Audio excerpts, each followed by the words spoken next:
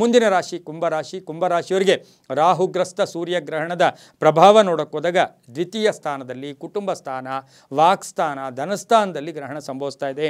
ಈ ರಾಶಿಯವರಿಗೆ ಸ್ವಲ್ಪ ಧನ ಹಾನಿಯಾಗ್ತಕ್ಕಂಥದ್ದು, ಹಣ ಎಲ್ಲೋ ಒಂದು ಕಡೆ ಹಾನಿಯಾಗ್ತಕ್ಕಂಥ ಯೋಗ ಕೂಡ ಇರುತ್ತೆ.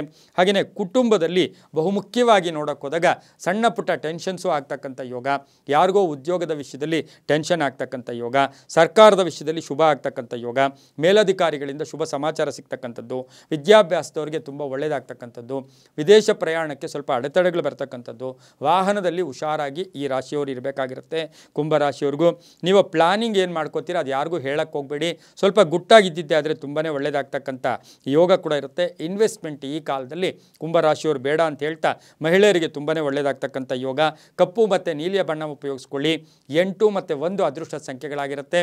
ಪಶ್ಚಿಮ ಮತ್ತು ಉತ್ತರ ದಿಕ್ಕಿನ ಪ್ರಯಾಣಗಳು ಶುಭಕರವಾಗಿರುತ್ತೆ. ಓಂ ಪಶುಪತಯೇ ನಮಃ, ಓಂ ಪಶುಪತಯೇ ನಮಃ ಈ ಮಂತ್ರವನ್ನು ಜಪ ಮಾಡ್ಕೊಳ್ಳಿ. ಹಾಲಿನಲ್ಲಿ ಬೆಲ್ಲವನ್ನು ಹಾಕಿ, ಬೆಲ್ಲದ ಹಾಲನ್ನು ಭಾನುವಾರ 3 ಭಾನುವಾರವಾದರೂ 3 ಜನಕ್ಕೆ ಹಾಲಿನಿಂದ ಮಾಡಿದಂಥ ಬೆಲ್ಲವ ಹಾಕಿರ್ತಕ್ಕಂಥ ಪದಾರ್ಥವನ್ನು ಕೊಡಿ. ಹಾಗೆ ಓಂ ಪಶುಪತಯೇ ನಮಃ ಈ ಮಂತ್ರ ಹೇಳ್ಕೊಳ್ಳಿ, ತುಂಬ ಒಳ್ಳೆಯದಾಗುತ್ತೆ.